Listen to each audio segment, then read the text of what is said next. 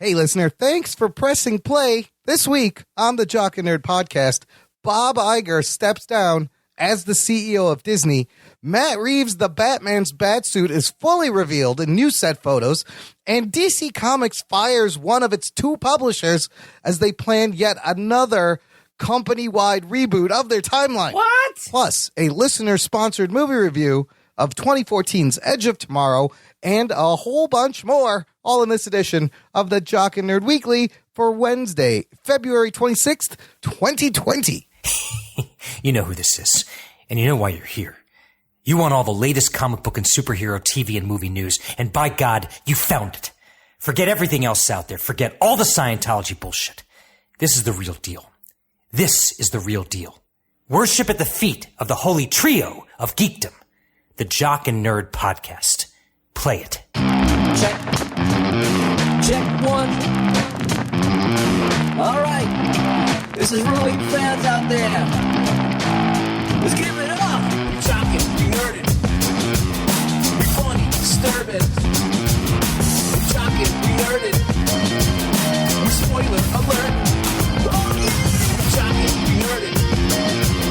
We're funny, disturbing. Oh yeah. We're jocking, we nerded. Hello, what's up, listener? Thanks for joining us this week, and welcome to the Jock and Nerd podcast, where we deliver comic book and superhero TV and movie news, reviews, and whatever we choose every damn week. Jock and Nerd. My name is Imran. My name's Anthony. He's the Jock. He's the Nerd. And over there joining us, that flatulent, filthy felty who may or may not have a sex tape out. That's Rug Boy. What's up, Rugs? I have a sex tape out. Geek Boner. There may be... this is the first I've heard of this. Well, look, listener Seth Morgan recently sent me this clip. Seth Morgan. Rugs. And Rugs. Never heard of him. Rugs, you watched this clip. What do you have to say for yourself? It's a pornographic clip with a felty that looks a lot like you. It looks a little bit like me. I mean, the hair's different.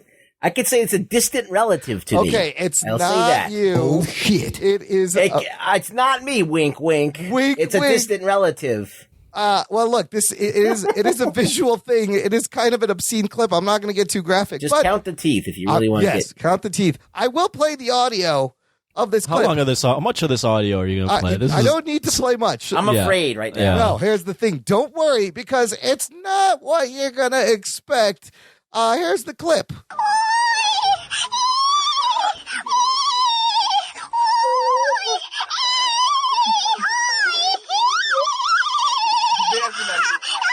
What? I'm not sure what's going on there. Rugs, do you make those noises? Does that sound familiar? No, I don't make those. Okay. Shit.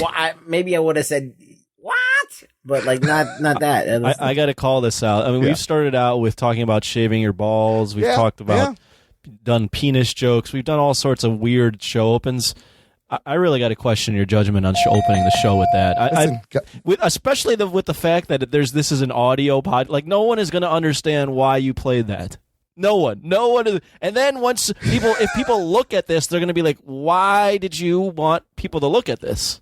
There is a clip. Okay, I'm going to describe it to you. Okay, for the people don't get too can't see graphic, this. Rugs. No one can see it right now. All right, so basically, it's a guy that looks a lot like me. Yes. All right, and there's a tattooed woman that is performing fellatio. Human woman, felty with a felty. Yeah, I have a human penis. I still think that's you, Anthony. You know who's gonna love that clip? Our sponsor for this month. Oh, jeez. Nerd. Yes, that's a rough transition. Real rough. But Anthony, I'm very excited. This month we have a special trade partnership going. Correct. Why don't you explain who it is? We are officially partners with the E3 Expo. Yeah! For those of you that don't know, E3 is the biggest video game event of the year. So it's on June 9th through June 11th at the Los Angeles Convention Center. And badges are available now at E3 E3Expo.com. We're actually on the site, listed as one of the sponsors. So it's like a little bit of a partnership. I wouldn't say it's a full-on sponsorship either way. We're both working together to promote each other. Back and forth. I do hear, though, that gamer badges are limited. So please grab yours before it's too late. And they're available again at E3Expo.com. And we have links in our show notes, links on a link in the banner on our site. And to be honest, it's probably really easy to remember the number 3, and then spell out expo.com. So you don't really need to click on all that stuff. You can just type it in your fucking browser. It's very, very exciting because we're an official partner trade, and it's like our San Diego for Comic-Con for video games. It's a huge deal. It's a big show. So thanks to E3. We'll have a logo on some signage, and we're on their website. They're on our website. Very cool. Check it out. Partners. We're partners, baby. Let's get to the geek news, you bastards. The Jock and Nerd Podcast. I'm still thinking about the clip. Yeah, you think E3 appreciates that's how we open the... Well, a fan sent it to us. Yes, it's very shocking. This is what you have to think about, okay? A fan found this. A listener found this. Some guy that listens to us went on the internet looking for puppet pornography, searched through swaths of puppet pornography until he found a puppet that looked like me, and then sent it to us. Unbelievable. I have no words to describe that clip. Yes. I don't know how much time you got. Good work. You did it. Good work. We're going to start off the news with a big shakeup over at Friendly Disney, the mouse house that's going to rule the world. It is the end of the Bob Iger era, everyone, as he steps down as Disney CEO and is replaced by another Bob Chapek. Oh, shit. What about Bob? What about Bob? Apparently, you have to be named Bob to run Disney. That's not true. But holy crap, Iger's been there since 2005 after he took over from Michael Eisner, 15 years, and his legacy is obvious, guys. Like, Bob Iger did so much at Disney in the last 15 years. Yeah. Were you shocked by this kind of stepping down?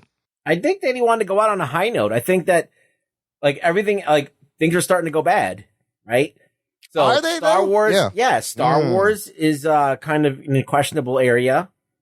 Marvel's in its now trying to rebuilding phase. And I don't know, he seems like a guy who's kind of like at retirement age. Yeah. So why is he going to hang on to go out on a low note? He will be hanging around until December 31st, 2021 as executive chairman. You know, he just put out a book that's apparently very inspirational, very interesting. Go ahead. Sorry. No, go ahead. No, I learned a lot about him on the Disney Plus Imagineering doc that showcased like Michael Eisner era, Bob Iger era, and how he dealt with the Imagineers in the park. So I learned a lot about this guy recently and all the stuff he's done, and we'll go through his high points, which are many. But comment, Anthony? I wouldn't necessarily say he's going out while it's on a low note. I think he's going out probably at the right time. Almost on the high note. Much more for him to accomplish. I mean, he can continue to build what he's built, and Imran will go over some of the things he's added. But I mean, he's definitely transformed the Mouse House into a mega super media power conglomerate. Yeah. So I just don't.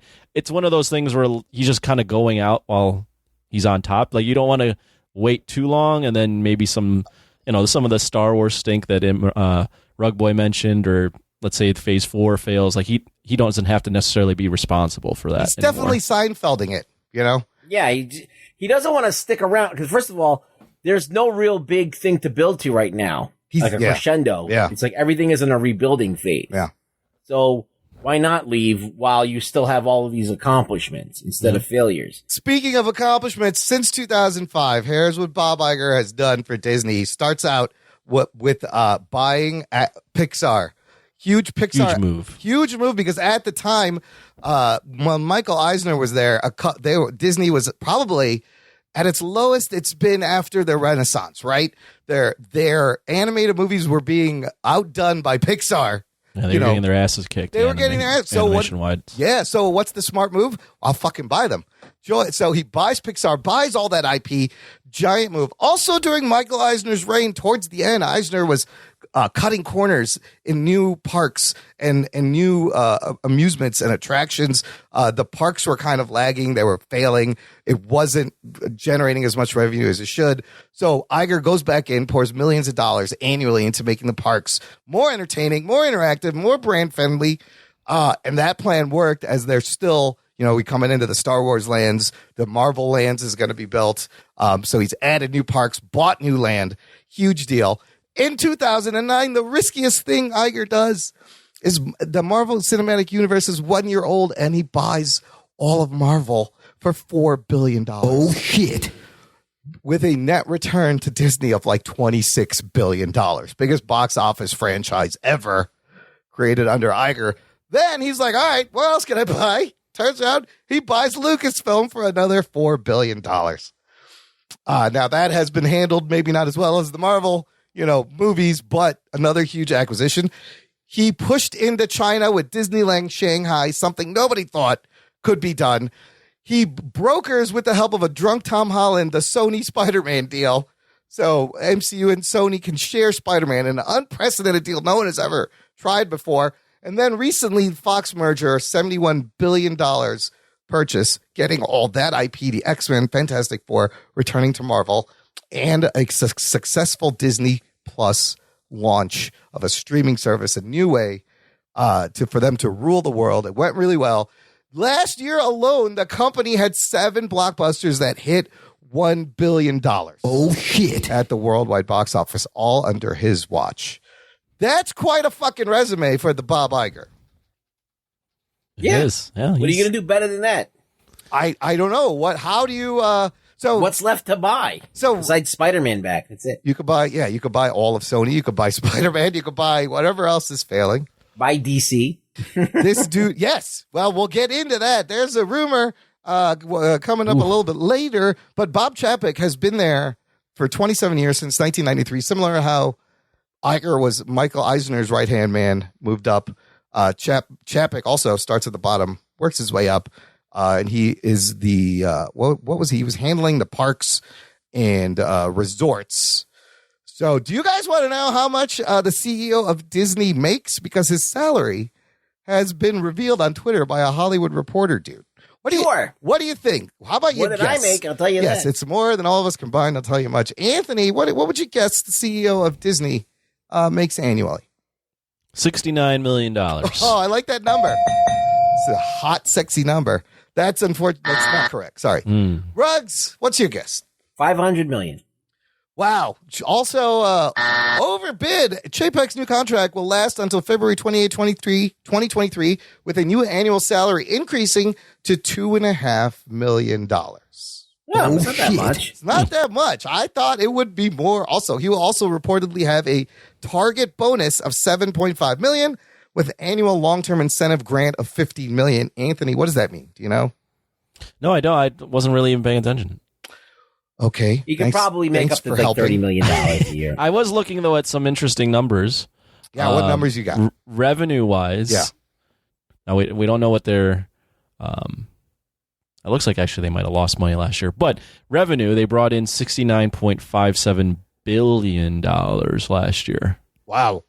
The total assets for Disney, the Disney company, is $193 billion. Pretty big. Total equity, $93.8 billion.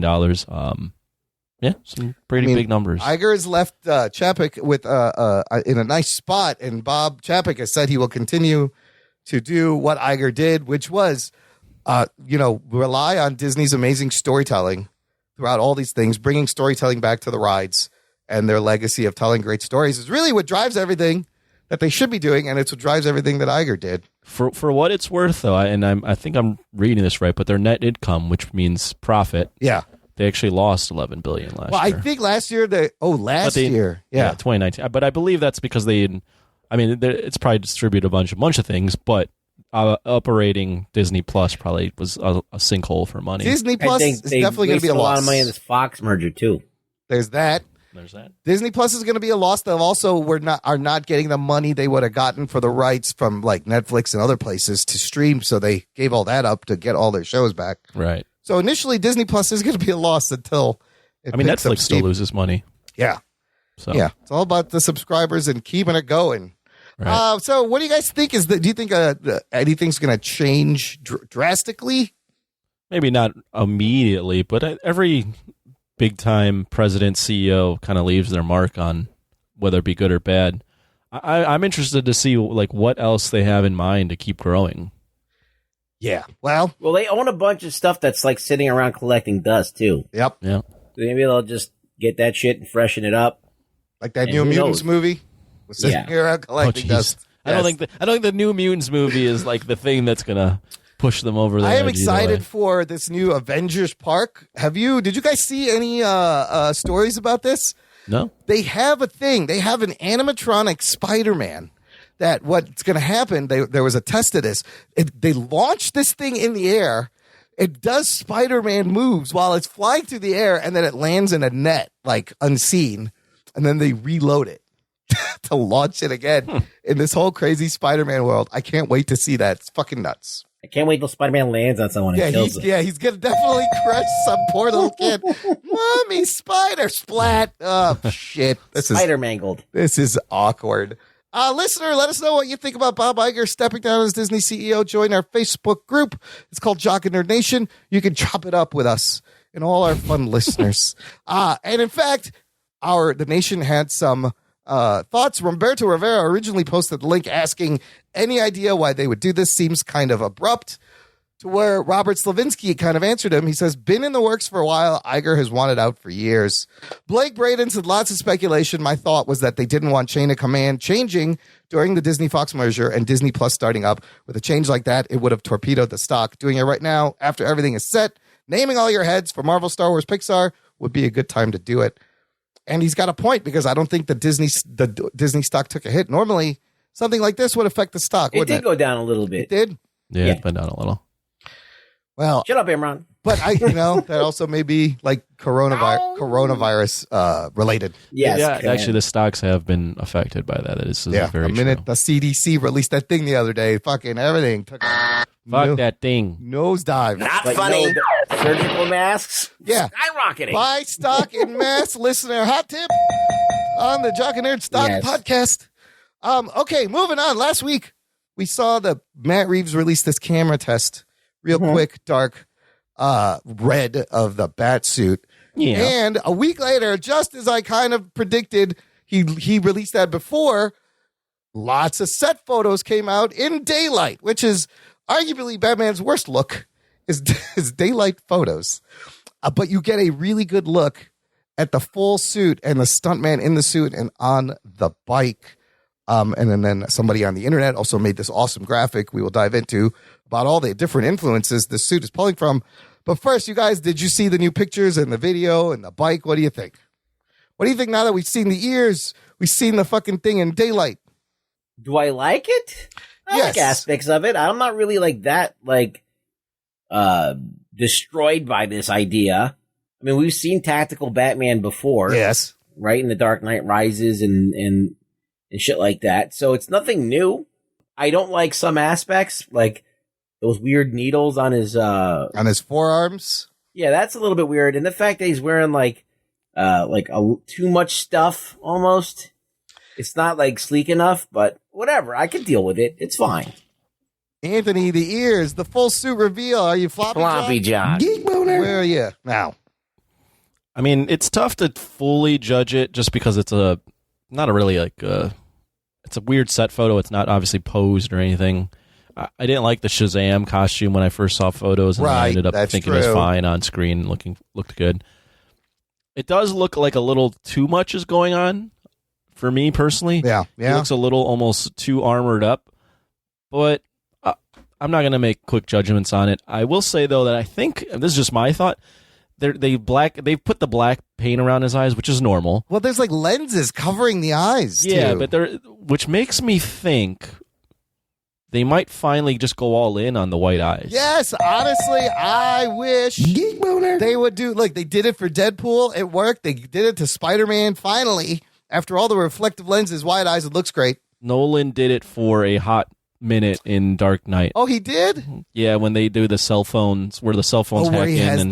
he has the screen pop up. Oh, I forgot They about glow. that. Yeah. No, I want just give him the white eyes and do the little CGI of the like it would look great on Deadpool.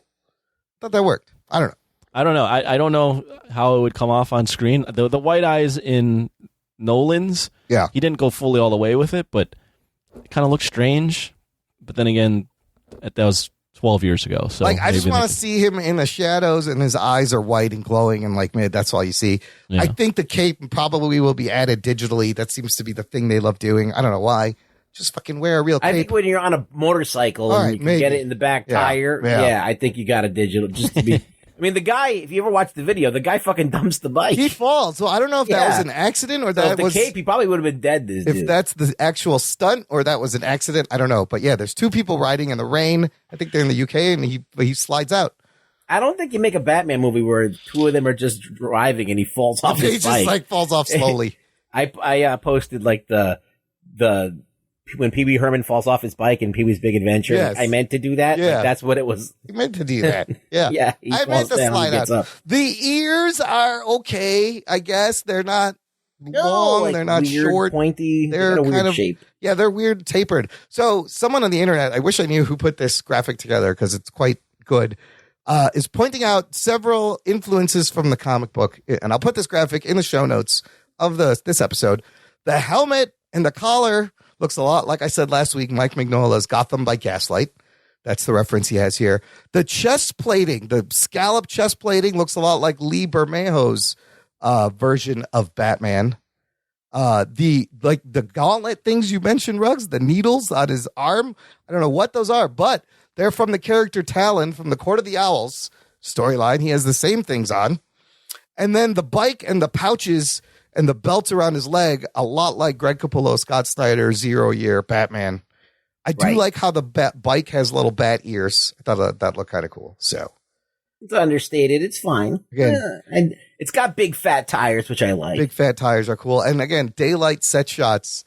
Normally I don't like looking at this, but I need to see the suit. I need to see the ears. Give me the white eyes. We'll see what happens. It could be all right. I'm not that mad at it. It's not. It looks a little bit bulky. Yeah. Like he looks too Iron Man-y, more like Iron Man than Batman. Yeah. On the top, and then on the bottom, he looks more like the Punisher, I guess. But, yeah. So it's kind of like off just a bit.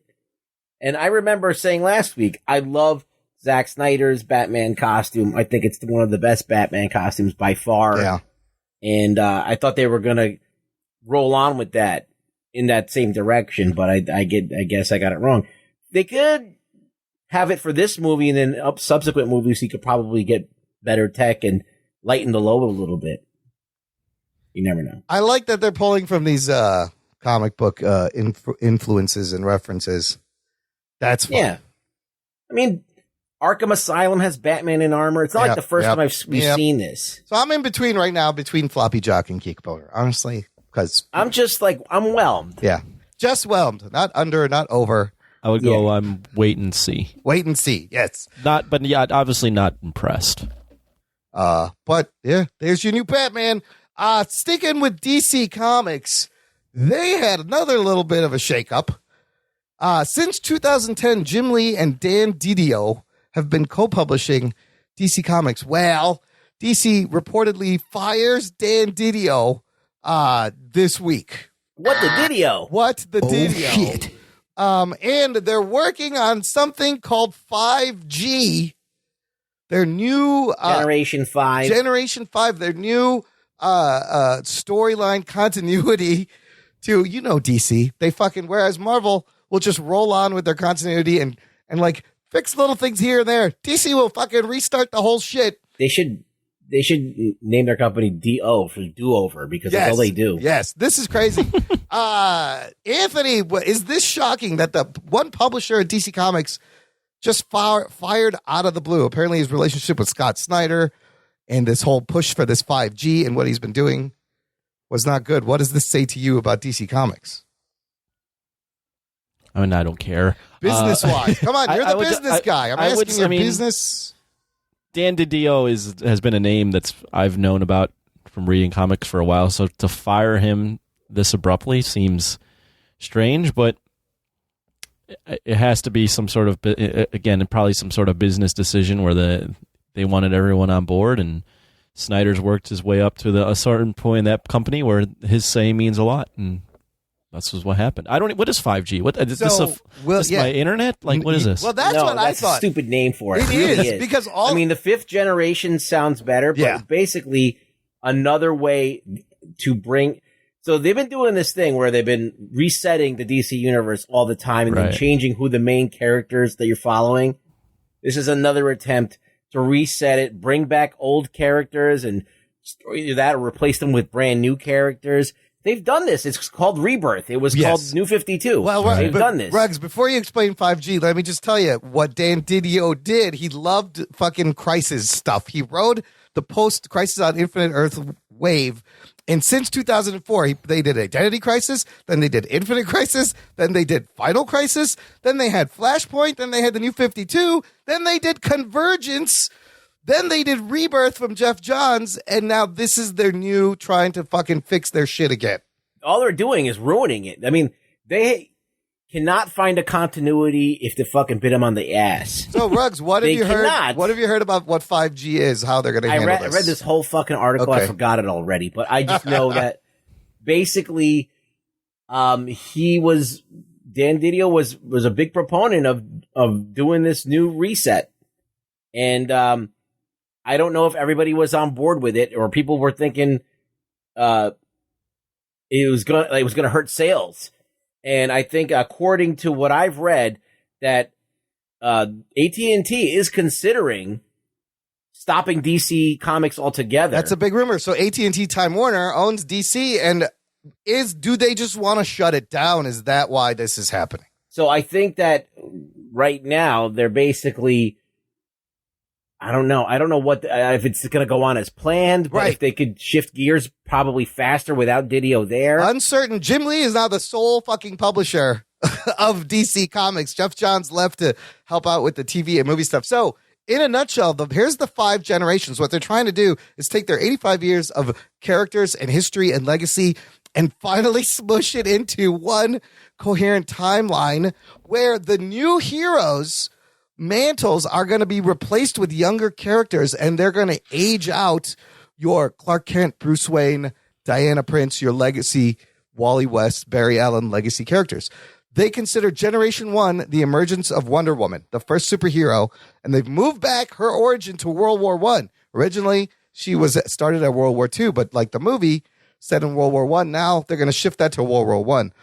Generation 2 is the first appearance of Superman and everything that happens forward. Generation 3 is Crisis on Infinite Earths from 1986 to Flashpoint 2011. It's considered Generation 3. Generation 4 is what we are currently in, the real world timeline.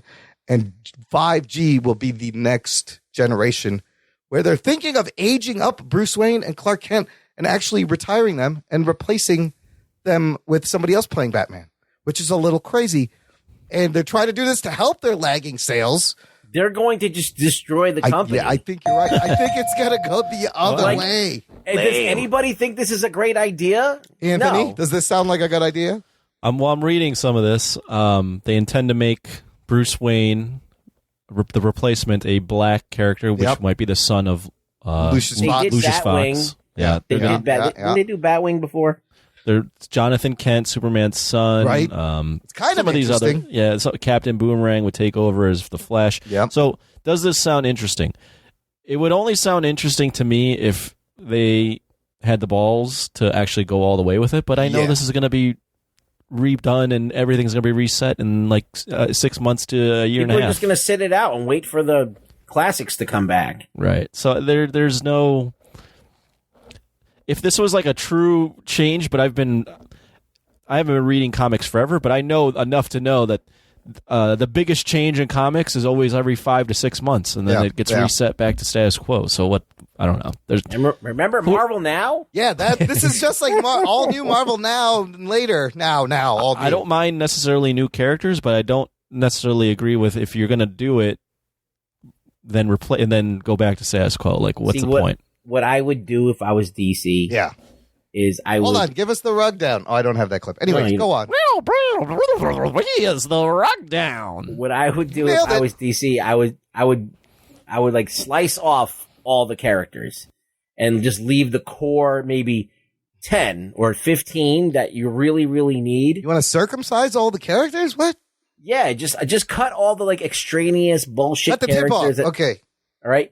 And then have that universe, and then you can now introduce brand new things that are relevant that could now be part of that universe and are just as important.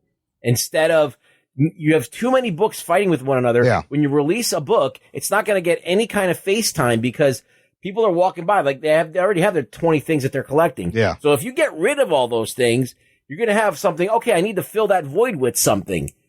Now you put out these books that have all of the things that are missing, but are now have different characters or shifted stories. You don't take away your main characters. So keep the core characters is what you're saying. Yeah, because there's a lot of DC characters that are okay, but like you could totally rebrand them or redo them or whatever, like that are not that important. Would you change their age, or would it be like it is now? Like Peter Parker should be like 80 years old, honestly, but he's gonna be fucking mid-20s why forever. do characters have to age in real time? They don't. It's comic books, right? But then you have immediately backed off of that. But then you constantly have to keep redoing their backstory and where they've been. I got a take that's probably not popular with people that are in the industry that are trying to make it. Yeah. They really should just have like 4 or 5 comic books released a month. Oh, shit. There's too many. There's no demand for the amount of comic books that they release. Yeah. Especially since you're selling maybe 100,000 copies of a thing now. When you're like celebrating that you sold 100,000 copies, like that's just a far cry from anything. And I don't really know the business economics of if they even make money off of these comic books, but realistically, there should only be like 4 to 5 titles. Just your main like Batman. I know that's going to cut Green like Lantern. artists and writers out, but there's not enough. It's spread too thin. There's 30 to 40 books that people have to like follow and with different characters and stuff. It just really, I would if you really wanted to change the industry, cut down the number of books and provide more content in the books that you have. Yeah. Yeah. Don't ask people to spend $4 to $5 a book on what's the amount of pages? 32 pages average. Yeah, it's actually like 25 pages of comics and the rest are ads. Yeah. So I mean, it just does to me that in the age we're living now, where you can go and pay $12, whatever amount people are paying for their media, Netflix, Disney Plus, whatever. Yeah. Now you're going to say, hey, that money that you're paying for all that content on media, that $5 is worth 25 pages of comic. Yeah. It's not. Yeah. It's not the same anymore. The industry is broken. The big two, I don't know how much longer they can sustain. Independent comics are still kind of thriving, but there's a lot lower scale. Right. But I feel like records But there's more on the line with the indie comics, I feel. Yeah. All right.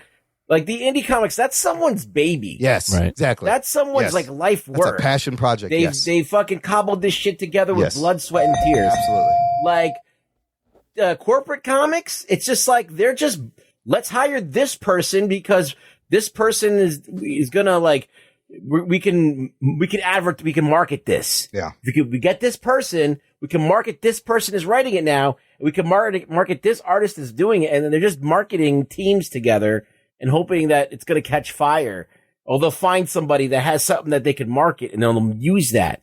It has nothing to do with who's writing a great story or who's going to change the industry. There's none of that. To them, an idea of changing the industry is like, oh, we're going to change the costumes to be more modern. Yeah. I'm like, okay, well, since when did a costume sell you a comic book? Yeah. When? Yeah. You would buy Spider-Man's black costume? No, you're already buying Spider-Man. That's true. It was Spider-Man. All right, get the fuck out of here with that shit. I'm wrong. I'm wrong. Get the fuck out of here. Yeah, because he says stuff like, I bought Spider-Man 2099 because of the costume, but I was in because it was Spider-Man. You motherfucker. Anyway, all right. So like that was just a bonus that the costume was cool. It didn't make me buy it because of the costume. And the costumes aren't cool anymore anyway. The costumes are looking more like regular shit that people wear. There's the story, like, way back in the day of Daredevil and Wally Wood changing his costume to red and increasing sales, making the costume look better. But that was like the 60s. Well, it didn't make sense that he was wearing fucking yellow and brown. Yeah. But the point is that rumor of AT&T wanting to shut down DC Comics, there was another rumor that maybe they would license their characters to people, like possibly Disney and Marvel. But can you imagine Marvel just buys like Batman and Superman and all that shit? I would love. Holy shit! Imagine Marvel bought DC. That would be insane. And then what you do is Marvel would start decimating or destroying every single redundant character. So that you'd get rid of Green Arrow, right? You have Hawkeye. Yes. You get rid of all of the double characters. So now there's only one. Yeah, that's brilliant. And then they have to make up their mind. Are they going to have Thanos or Darkseid? Yeah. Which one are they going to keep? Oh shit! And then they make one universe. Well, you could do a whole limited series where those people fight and one of them dies. They better not get rid of Elongated Man. That's all. Oh, that's say. You love Ralph Dibny. You like the Ralph and Sue Dibny. I would be if Marvel ever bought DC. I mean, that would just. I might that emoji where the brain explodes. Yeah, that might happen for me for a little bit. Where I'm just like, what are they going to do? It's like Starbucks opening a Starbucks across from a Starbucks. You know? Oh shit! That game's over. There's no more places to open Starbucks. You're done. You won. Like at DC, you'd only have to keep maybe 10 characters, and the rest of them are just completely replaced. But you would have 10 of the most iconic, heavy-hitting IP characters to add to your fucking roster. You know? Right. So who knows what's going to happen? Crazy fucking shakeup on DC. Our comics still going to be around. Do you need Hawkman in the DC universe? No. Or in the Marvel universe? Which one? The Thanagar Hawkman or the other Hawkman? There's Do you need them at all? No. You have Thor, right? Yes. No, you don't need them. No.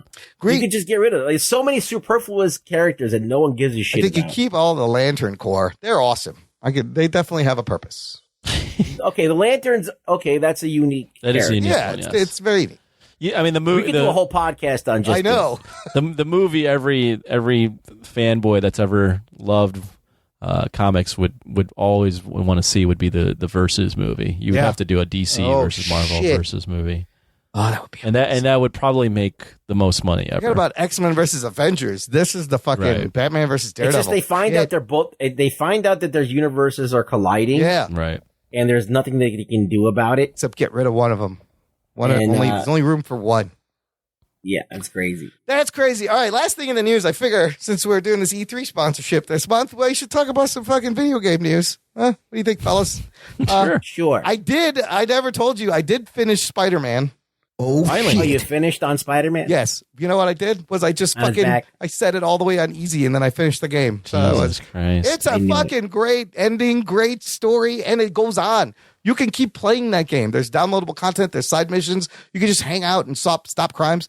Fucking great. But that's not what I want to talk about. I want to talk about the next Marvel game coming out, Marvel's Avengers, which has had a couple of gameplay videos and a trailer. There's a new trailer out that I put in the show notes that you fuckers probably didn't watch, even though I told you to watch it. I did watch it. Okay. Anthony, what did you think of this new trailer showing some new characters and new gameplay for this Marvel's Avengers game?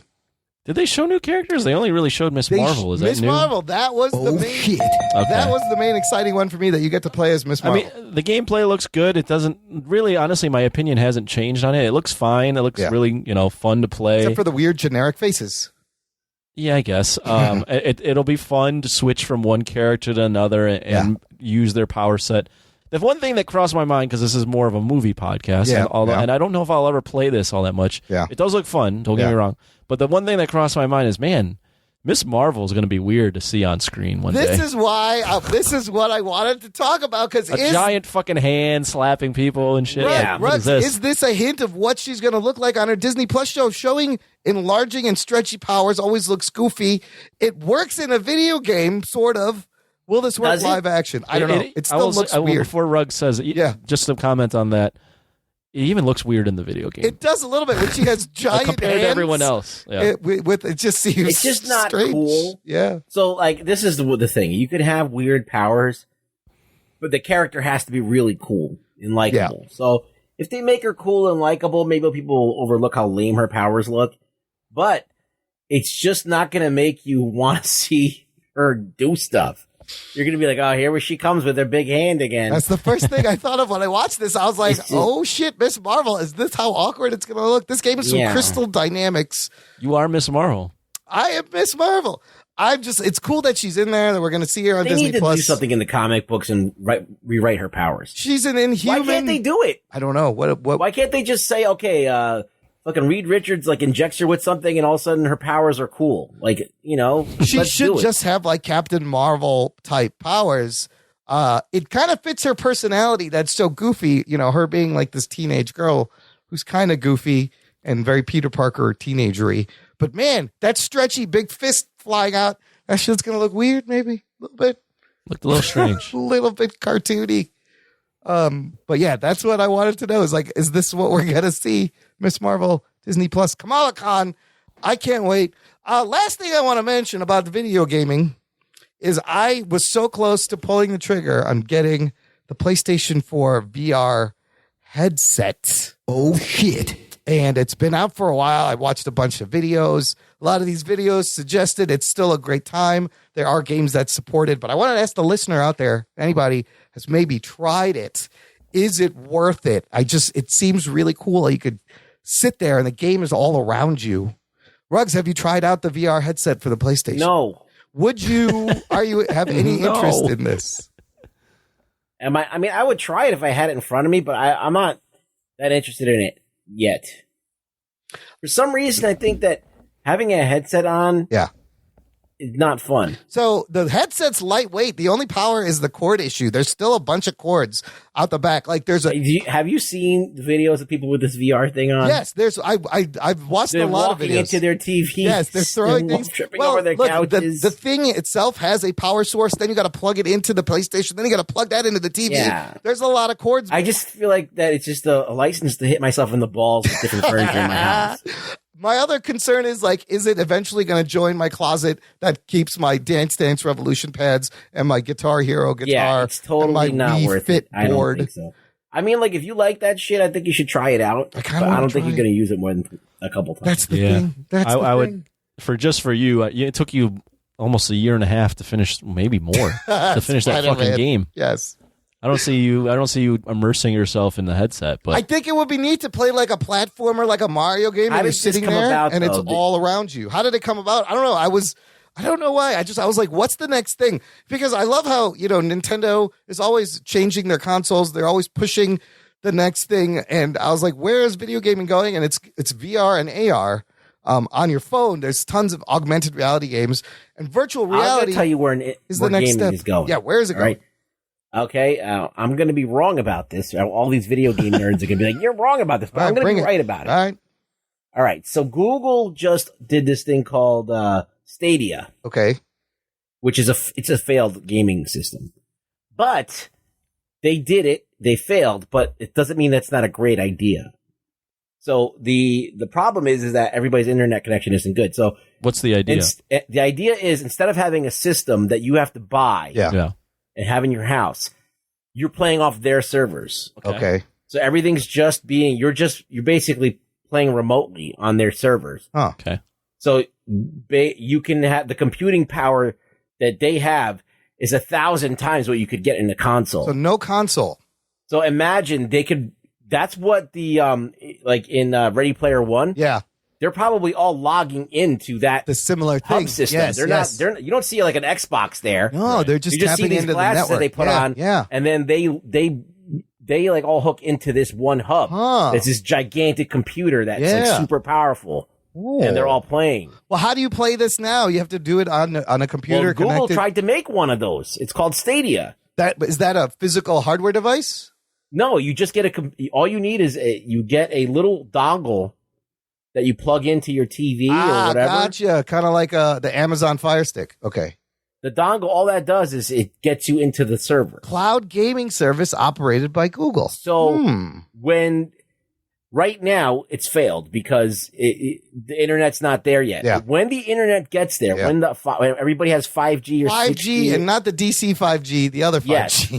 You're talking about movie quality graphics like that are going to be fucking realistic, and you're going to be able to walk through an entire world generate, like, you're going to be Ready Player One-ing that shit. That's awesome. Here's their official copy. It says Stadia, one place for all the ways we play with one click. Moments after you purchase a game, it's available to play, and patches and updates to games are applied in the background, so your favorite games are ready to go. Smooth, beautiful, low latency gameplay. Stadia delivers gorgeous picture up to 4K, 60 frames per second. In this instance, it's not really working.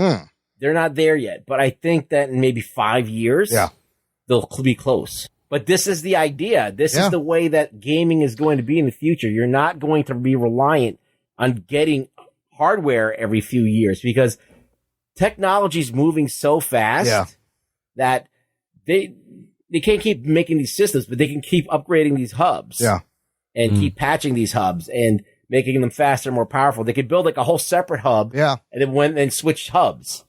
And that's faster and easier to do than to launch a console and mass produce a console. It launched only 3 months ago, November of last year. It's interesting, especially with like the PlayStation 5 coming out real soon. Where it's all of I don't understand how Google can have these giant server farms that is hosting everything. All the YouTube videos have to live somewhere. Now this game, this thing's got to be giant underground fucking warehouse of super powered computers. Like, everything's going to be half the world's going to be a server farm eventually. Like, how do you run this? I don't know. It's insane. You could do it if you launched something into space. That was solar powered and that would just beam the information via satellite internet to a hub. Yeah. Wow. That's some science fiction shit interesting. Right there. All right. We're getting into depths we've never gotten into before. That's deep. All right. Look, let's take a break here. Play some promos. And we're going to come back and review another mind-bending science fiction picture suggested by a Patreon listener right after this. After these messages, we'll be right back.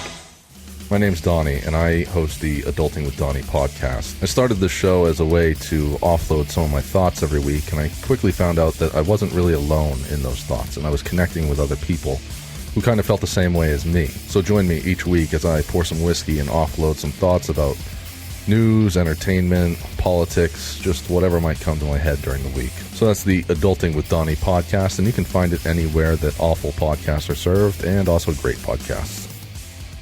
Check out what's been going on with the Pop Culture Cosmos Show and the PCC Multiverse. I see the potential for basically like another Netflix kind of paradigm shift where here comes this other major player. They have a ton of resources. Apple could change the way that entertainment is consumed. They say it's the only time this year that you'll have stars from each brand battling each other, and we know it's not going to be the case, but they like to say that, and more power to them, I guess. Well, it's a big first step, bringing all those superheroes together. There were definitely some parts of the movie that I really enjoyed, and then there were some parts that I thought just kind of fell short of expectation. Part of it has to be something to do with how it's being promoted, and this is a thing where audiences do not agree with critics. That's the Pop Culture Cosmos Show. And the PCC Multiverse, every week on Apple Podcasts. And over a dozen of your favorite streaming and podcasting options. You have to watch it. It's so good. It was all right. Your friends may have decent taste in movies, but their incoherent reviews are getting annoying. I don't know. I just didn't like it. Looking for a new podcast? Join Time Sensitive, where we break down the recent movies you've heard of but may have missed. Spoilers included. And we get it. You're busy and can't see everything, but are you really going to track it down a year later? We take the time so you don't have to. Find us on Twitter @TSMoviePod and find out what we're watching. I'm Sam. I'm Ian. And I'm Kate, and we're three friends and armchair movie critics. Seriously, invite us into your living room. Kate, stop. Listen now on Apple Podcasts, Spotify, and Stitcher. Time sensitive, because you deserve better. Doc and Nerd. Listener, if you enjoy the show on a weekly basis, you should join our fan club. Jock and Nerd. Visit jockandnerd.com/Patreon, where you'll be supporting the show on a monthly basis, and you get a bunch of swag, stickers, t-shirts, and access to a bonus RSS feed, a whole nother podcast feed where all these shows come out early, Jock and Nerd Show, spinoff show, and there's bonus content like Anthony's Oscar-nominated movie marathon instant reaction. Oh, shit. yeah. Continues this week, Anthony. You added another one. What did you watch? I watched Once Upon a Time in Hollywood. Yeah. So I listened to that one because I've watched that movie. And also, I watched Parasite this past week. So maybe in the post show, if you got time. Yeah, I got some little time. I'd like to discuss your opinions on those two movies, Parasite, Once Upon a Time in Hollywood. Okay. Because we reviewed that with Mike Rips. And I want to talk about the Parasite. So that's what I you haven't listened to that episode yet, by the way, because I didn't want it to cloud what I thought. Hey, listen to it. It's not going anywhere. You too, listener. Listen to the Mike Rips Once Upon a Time in Hollywood review. So that's the kind of fun stuff you get on our bonus feed. Also, if you give us $10 a month or more, you get the exclusive opportunity to force us to watch any movie you want and review it on the show. And we've done 25 movies in round one. We're about to enter round 2 right now. Visit jockandnerd.com/Patreon. Sign up today. This week's listener-sponsored Patreon movie review is Edge of Tomorrow from 2014. Here's your spoilers. Strap yourselves in, you fucks. Spoiler time. Again, this is the first picture of round 2 of our Patreon movie review. So round 2. Round 2. Finish him. Perfect time for new patrons to either bump up or sign up for the $10 a month on our Patreon. Send us your movie pick. It will get reviewed right away. We have gotten through the backlog. This movie, Edge of Tomorrow, sponsored by, dedicated to listener Seth Morgan, who will now will always be known by this sound.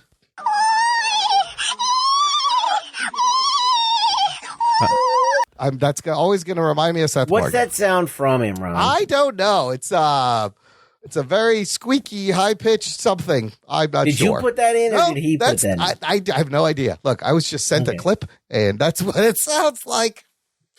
But Seth Morgan, he's been a patron of ours for 21 months and is our... Thank you, Seth. Thank you so much. He is our top patron. Jockey Nerd! Yeah. In terms of donations. In every kind of way. In every kind of way. PlayStations, bobbleheads, gifts. Absolutely. He is our patron saint of awesome. Every show should have a Seth Morgan.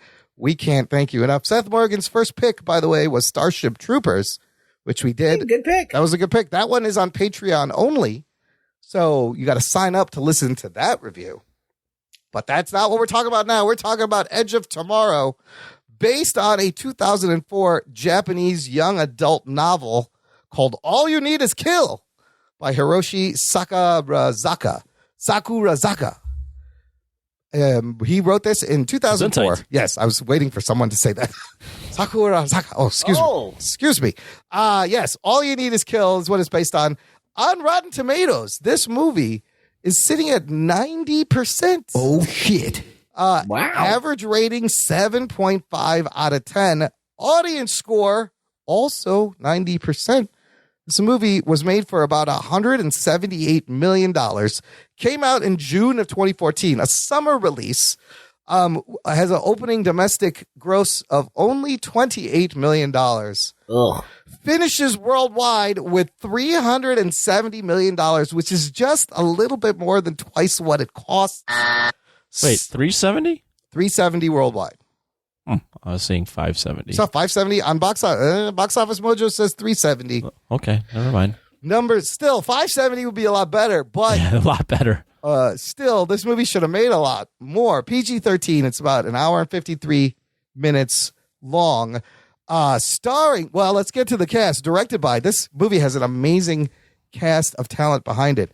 Directed by Doug Liman, who is a great director, who has done some of my favorite movies, starting with fucking Swingers. Anybody heard of Go? Then he does Go, which is a great movie. What's some other Doug Liman movies you love? Born Identity, Mr. and Mrs. Smith. Yep.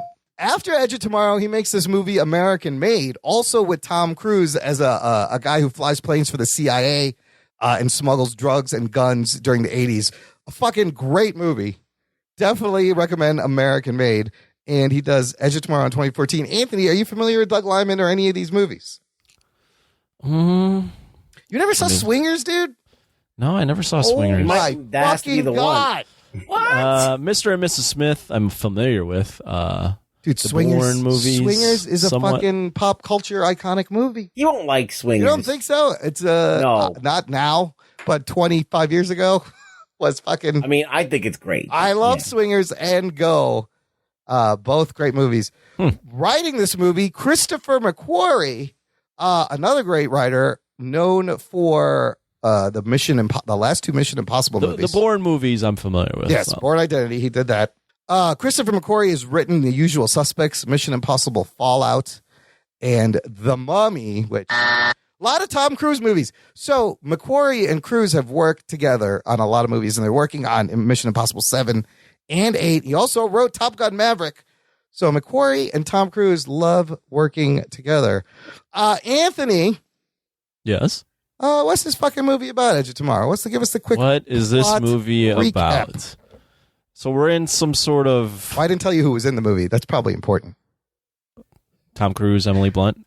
Yeah, that's about it. The late, great Bill Paxton. Yeah. Led by Tom Cruise, Emily Blunt. Okay, go ahead. What is it? This movie's in some sort of future, I would say. It actually takes place this year. Okay, fine. Yeah. So it's in the present or near future. Present as in 2014. Yeah. It came out in 2014, so somewhat near future from when the movie came out. And basically, aliens have invaded the Earth. They've taken over a large portion of Europe. And humans have come up with some technology to make themselves look like Ripley from Alien 2. Yeah. Where they're in these mech suits and they can fight these things off. And Tom Cruise is promoted to the front lines, even though he's not battle qualified at all. And he's promoted to the front lines, and in the midst of the battle, he realizes that he is basically in a video game where if you've ever played any video game and you're playing some sort of where it's multiple levels or a bunch of checkpoints, where if you die, you just go right back to the checkpoint and you learn and you get better. That's basically this movie with aliens. Where you die, you learn, you get better. It's basically playing a video game in real life. You get better and you figure out the moves of the aliens so that you can keep going forward. Yeah, right. That's pretty good. Do you want to start with your opening thoughts? You always go first. You don't have to go first. Sure, I'll go first. This is the first time you've seen this, yeah? Yeah, of course. Okay, yeah. I don't watch any movies. No, that's true. I don't know why I asked fucking that question. I should just stop. I don't know why I'm even on the show. Bro, do you even podcast? Exactly. I mean, the movie's this. So I'll start off by saying the movie. If you're a fan of sci-fi, it's a solid movie. I couldn't really. There's not much for me to complain about. The movie. I was thinking of some sort of food item that I would compare this to. Okay. So I would compare this to a solid burger. Yeah. With instead of like the normal ingredients, they put like sriracha or pineapple something or crazy something on it, just to make it like a little twist. Yeah, but and it that still twist tastes being. good. It still tastes great. Yeah. It's a burger, though. So you could fuck up a burger, but you'll never be like, man, this burger, I would take this over like filet mignon or anything. Yeah. Like, it doesn't make you think too much, but it does make you think it a little with the twist of the video game thing that I described. It's a time loop piece. The time loop that this guy, and the alien design is a little, is different. They're like like mechanical and it's a little different. Organic-y stuff. I enjoyed the film. It's not something I'm going to go back to and want to watch over and over again. Yeah. But for the 2 hours I was on, I enjoyed it like I would enjoy a decent burger. Right on. Oh, that's good to hear. Look, I'm going to go next real quick because I've seen this movie before, and I'm glad Seth Morgan picked it. I really love this movie. I love time travel movies. This movie is like Saving Private Ryan plus Aliens plus Groundhog's Day plus Starship Troopers. It does a great job of combining several sci-fi subgenres together. And not only that, it's a great Tom Cruise quote-unquote movie, just like all his movies, with a little twist. Whereas many of Tom Cruise movies, he starts out as the best of what he does. And he's got to overcome odds, and he gets the girl, and he wins at the end. This one, I don't know if I've seen a Tom Cruise movie where he starts out as a fucking pussy, like a wuss who doesn't know anything. He's a coward, and you see him get better via respawning over and over again to where at the end he is the expert. He does kind of get the girl, saves the day. Still ends up like a Tom Cruise movie. But when I found this, when I first saw it, I thought this was like a kind of a nice hidden gem that kind of slipped by. And we'll talk about why there was a name change later. But this is a solid sci-fi movie that deserves more recognition, I think, and more attention. Ruggs, yes. You've seen this before? Yes, I have. All right, give us your opening thoughts. You watched it again? Okay, so the story on this movie was I did not want to go see it. Really? when I saw the previews for this, I was like, shut the fuck up. I'm watching this movie. Get the fuck out of here. It looks like shit. Fuck that show. Yes. I'm like, it looks like a Tom Cruise bomb, which he doesn't really have a lot of them. Yeah. But yeah, every once in a while he does. Yeah. So I was like, this is going to suck. But then at the same time, I thought about, this is also a Tom Cruise movie. Yeah. And Tom Cruise usually delivers on his end anyway. Yep. Like, even though if the script and the effects suck, he's still Tom Cruise. Yep. So when somebody told me that it was good, like one of my friends was like, I want to see that movie, and it was actually good. And I was like, fuck, now I got to see this movie. So I went in there, and I had a great time seeing it that first time. I was like, for what I wasn't expecting, I was expecting it to suck. Yeah. So usually when I go in with that low expectation, the movie's like just decent. I'm like, all right, cool. Now I went and watched it a second time for this review. Yeah.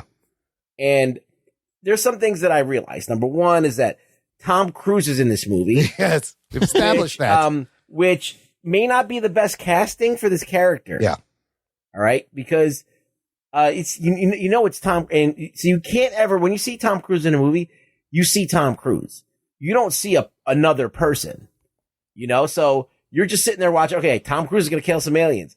You don't really see the character that they're trying to make, this kind of cowardly dude. I just see Tom Cruise. So I think that it would have worked even more effectively if they would have cast someone else that was a little bit off the beaten path. But then you have the conundrum, barely any people went to go see this anyway. Yeah. So you need a name. And they put Tom Cruise Tom Cruise put himself in this movie because it was a good script.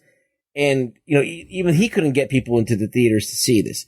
So this movie was kind of doomed from the beginning because you really need it would have probably worked better if it wasn't Tom Cruise, story wise, but, I'm glad that this movie was made and I'm glad that he's enjoyable to watch in it, but I just can't not see Tom Cruise. That's the thing. See, that's interesting. I'm going to kind of disagree because I enjoy every Tom Cruise movie, you're in his Tom Cruise universe.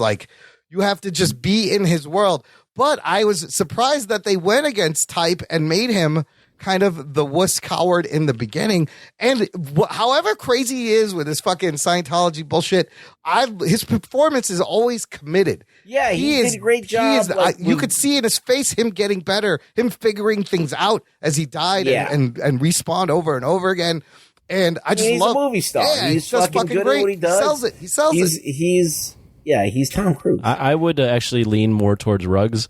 That was something that crossed my mind. I'm going, shit, this is Tom Cruise. The whole movie, I'm going, it's Tom Cruise. I just couldn't. I couldn't. I mean, he's fine. He's entertaining, but I would agree that if there was another actor, I would have got a little more immersed in his specific part. When you watch 1917. Yeah, there's no baggage to these guys. You don't know any of these guys. That they're these guys, right? Right. Except for Benedict Cumberbatch. There's something to that, even though it's not movie star casting. Yeah. It does add more to the story. But so that's kind of like a negative thing, but it's also a positive thing too because he's entertaining to watch, and you can't help but love Tom Cruise. I love Tom Cruise movies. Yes, yeah. I was gonna say you do like him. Yeah. And the movie probably doesn't get made if Tom Cruise doesn't jump on it, like I mentioned. It's a conundrum. Fun fact, they wanted Brad Pitt originally. He turned them down. Yeah, I think that's still... Maybe he would have acted a little bit... Probably put a little bit more Brad Pitt, in 12 Monkeys kind of guy. Made him a weirder character, maybe. Yeah. My one minor criticism with Tom Cruise and just kind of watching this movie in this era. Yeah. So, number one, I'm like... It's Tom Cruise and he's old. Yeah. Now they get around it by going with you die and you come back. So I guess with enough tries, eventually you could probably figure it out, right? Yeah. No matter how old. I mean, he's still he's probably 50 or late 40s when he made this movie. The kind of the love story with Emily Blunt, I found to be a little. I was like, I just knew how old Tom Cruise was, but he still looks great for his age, so I couldn't fault it too much. The other woke thing I would say is woke. This movie was 6 years ago, for fuck's sake. Right? Well, I was just going, man, if I had to be really a big stickler, I'd go, man, this is another movie where a man just takes over, where the woman is great. Well, the woman is put in a position where she gets to a certain point. But it needs to be that man that takes her to that there's level. a dead end point. However, that character, Rita Vertrasky, that could have been a man, and I like that it was a tough female full metal bitch leading the action, being the biggest mimic killer out there. My thought on there was putting Tom Cruise as the tough guy and having Emily Blunt be the one to lead him. Flipping the roles. Oh, that's kind of interesting. Just a thought. It's a lot of people cite this for its feminist position of Emily Blunt's Rita. Really?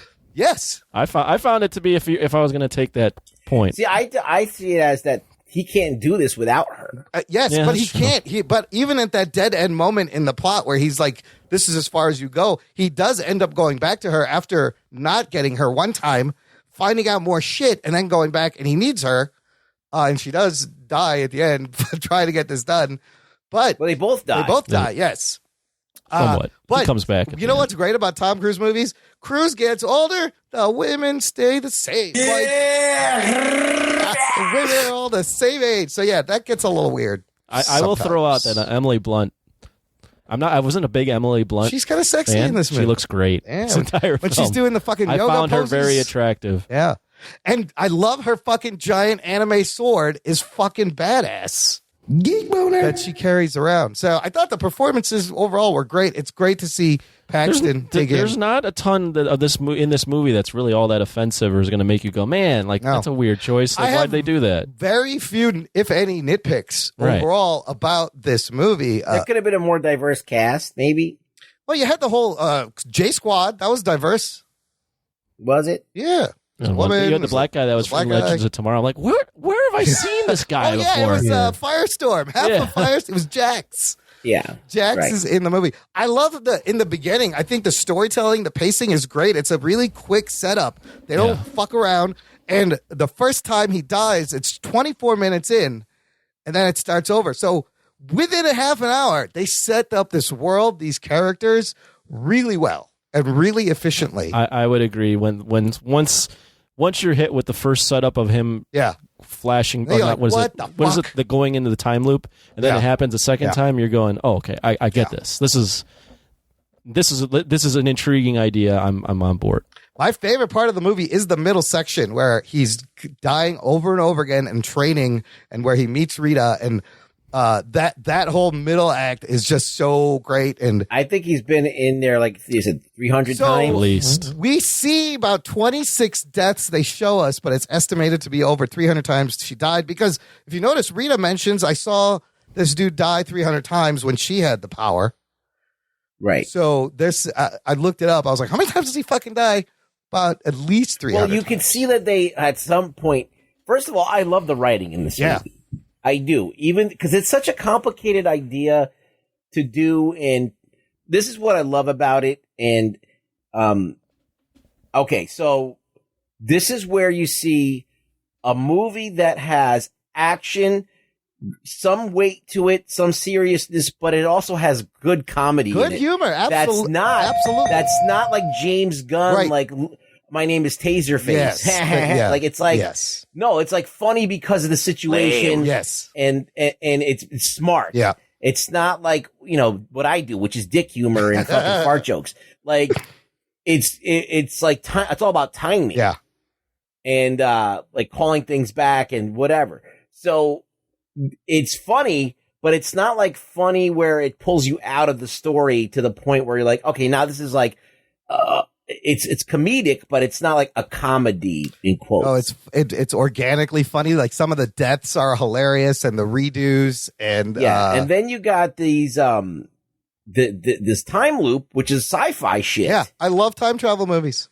So they're using the time loop like they do in Groundhog Day. Yep, and they're using the comedic elements, but there's also this whole thing of him like. We don't see a lot of the deaths. Yeah. We're just assuming, okay, he's going to learn about all of these guys. Maybe he went back, he killed himself once and went through it and went and asked somebody something specific about them so they can manipulate him about it later. Yeah. And it's very Bill and Ted's Excellent Adventure. You know Bill and Ted's Excellent Adventure? Yes. They just go, okay, I'm going to leave the key here. Yes. It's going to be behind this bush. Right here. And then it's there because it just, that's how the intention already manipulates time. I think what the movie does a good job of right from the beginning is, number one, if you've played video games, like I mentioned, that aspect of jumping right back where you started or jumping right back where you died it resonates with anyone that's played a ton of video games. Because you're like, oh yeah, like this is a video game. I learned from my mistakes, and I'm going to keep going now. Okay, I understand this. Also, though, like Tom Cruise's ability right away, or the way they wrote him to, he kind of does what everyone would do in that situation. Yeah, so in the beginning, he's like scared or whatever. Yeah. But then, like once he realizes he's in this loop, he tries to save people. Okay, that doesn't work. Yeah. He tries to let everyone know, like, hey, I know this is crazy, but this is happening, and no one believes him. So like the progression of like his thought process is similar enough to anyone that he's either played video games, or if you thought you were in that situation, you would relate to that and go, okay, that's exactly what I would do. So he becomes immediately relatable, even though it's Tom fucking Cruise. I mean, it's a lot. It doesn't ever feel like they're writing it to force it in a direction that wouldn't naturally go that way. Right. I forgot how that's it what ended. I hate that. So it's kind of unpredictable, because I remember I was watching this again and I was like, I don't remember what the fuck happens at the end. I forgot the whole thing where he got the ragtag group to go with him to the thing and find the Omega. That was a nice little carrot at the end there. Yeah. I for some reason thought it ended when he went to the first place and killed the thing, and it was there. I remembered it wrong. I had that whole Mandela effect. So I mean, I was like, oh shit, there's a whole other part to this movie that I forgot about. So that was kind of exciting. I did have another minor criticism. Yeah. Although I like generally when the guy gets the girl. Yeah. I didn't necessarily like it here. So they do kiss. There isn't really a romance. There's sort of a romance. The main reason besides the age difference is I was just like, motherfucker, Tom Cruise always gets the girl. He always Why? gets the girl. Does he always have to get the girl? God. It was just a minor thing, but I felt like they were trying to hint at their romance. And I was like, I don't know if it's necessary. In the moment was organic. It was like, look, we're gonna die. You did a lot. I'm just gonna kiss you. Like, what? I don't know. Sure. It didn't seem too forced. Well, she goes like, "Thank you for getting me here." Yes. Yeah. Getting her as far as you can. But in that timeline, like she's just met him. Right. But she feels like she knows him. He knows her, obviously. She knows that he knows her better than anyone else. Right. So by that she point. feels comfortable just kissing him before he dies. They don't, whatever. Well, that's the thing that I think that's the connection there. Yeah. Right. Is that she's been through this. Yeah. So she knows through her own experiences what he's probably feeling for her, because she probably end up feeling the same thing for hit, like whatever the counterpart that she had. So there is something there to connect them. That's smart. That's fair. I like that this movie creates its rules and it follows its rules well. You know, that I think that's important. And a lot of movies kind of get all willy nilly with the fucking rules they set up. At least this thing. I did have a couple of questions about things like, okay, yes, I have one too. Go ahead. Like Tom Cruise figures this out. Yes. Figures out where everything is. Yes. Like, why doesn't he just go, okay, instead of just taking a ragtag team, do what he does, like manipulate the situation enough so he can get to the main guy like he does in talks to that guy, then come back and go, I need like a team to go bomb this place, or let's send a missile over to this place or whatever. Oh, he's got to go in by himself and swim down there. And hit it with a grenade. Hit it with a grenade as he dies, and then he gets the power. That's the only time where I feel like that's film writing. Oh, okay. Like, here we go, Hollywood film writing 101. He's got to go mano-a-mano. Ending this movie, I know they had a couple of different endings, and they went back and forth. Ending something like this, you could have easily been a mess, and it could have fallen flat. But I feel like, what did you guys think of the end to end? The fact that I think that he should have died, and that should be. So here's the thing: he kills the Omega, and the thing blows up, but then he absorbs, just like in the beginning when he kills the blue alpha mimic, gets the time resetting powers. Now he absorbs the Omega's blood. And the final reset happens again. It's at a different starting point, except this time the Omega, what he just did still sticks, but everyone is alive. Nobody remembers. And can he control time now? I don't know. That's the part that's the only part of the movie that doesn't work for me. I was a little confused by that as well. Yeah, the ending was kind of, I'm like, wow, I don't know how I feel about this ending, but I don't know how else they could have ended it that it would have been interesting. Like, just killing him, everybody dies. He dies, the movie ends. That's not a good ending. The mental world gymnastics and the world that it's built, it kind of falls apart there, because a little bit. If he did something in the future, then he dies and he absorbs the time loop thing. Yeah. why does what he did in the future affect when he goes back in the past? Well, so the only way I can explain that is that what he absorbed at the end is a stronger power. It's not just resetting time; it's actually controlling time. But then you had to assume that. But I would have written it differently. Where this is what I would have ended it. I would have ended like Tom Cruise goes into the thing and he drops the grenades in and blows up the thing. He's also dead or whatever. And then some other soldier that comes into that time and basically saves his life. Oh. And the reason why they could do that is because they've now analyzed this dead thing that he's killed and now have time travel. Well, so then they know that this is going to happen, and then they would insert themselves and save him. I got a slightly different ending. Okay. That will actually more different because it's my thought. Yes. So if you're going to go with he kills it, he absorbs the time loop. Yeah. So he wakes up. He dies. He wakes up right away, right? Like outside of the water, outside the Louvre. Okay, right? same timeline. Same timeline. Yeah. So he that's what he gets. Yeah. Everything's cured. Yeah. And then it ends with him telling the world that the girl saved the world and they honor her. Here's the problem. You can't make a sequel if Emily Blunt is dead. Is that what they were trying to do? Well, they're going to make a sequel. We'll get into that. But I like it better. I really felt bad that she died. Like when she got killed, I forgot that happened. She is such a great character. This way they reset it to where he has to she has to get to know him again. And it ends with him laughing at the situation. There's no reason for him to get to know her now. No, there isn't. He could just walk away and continue on with his life unless something else happens, or he can control time, or I don't know. The other thing that really bothered me, this is so nitpicky, but every time I watch this movie, I'm like, what the fuck? Get the fuck out of here. How do these two, Rita and Cage, wearing these bulky fucking exoskeletons, and then they just calmly and easily sit in a fucking minivan? Oh, shit. What the fuck is this bullshit? I was like, I don't know. Emily's suit is very small. No, but there's fucking giant things behind them and on their legs, and they just get in and they fit perfectly. That's true. I was like, what the fuck? Well, how are they sitting in this bucket seat of this fucking minivan? Oh, yeah, that's terrible. Yeah. The second time, that's the only thing that bothers me about this movie, and then the ending being a little weird.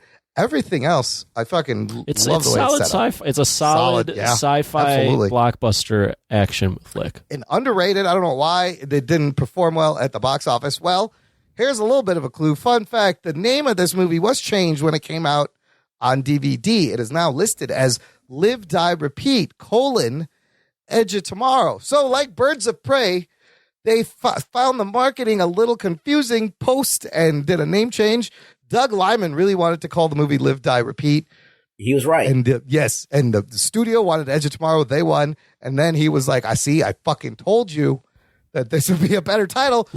Because I think Live, Die, Repeat is more spot on, although I think Edge of Tomorrow is a title that hints at what the movie is, but without hitting you over the head with it. But Live, Die, Repeat Live, also... Die, Repeat is very self-explanatory, yes. So who knows if it'll be it's just better. like for the idiot who doesn't really know what the movie's about. Yes. They're like, they're going to go see this movie and then get exactly what they paid for. Yeah. Well, I Repeat. kind of like Edge of Tomorrow just because when in the context of watching the film, you're always on the edge of tomorrow. Yeah, you're sitting on, and it's a more clever way, but I understand why Live, Die, Repeat He has also said, a better title.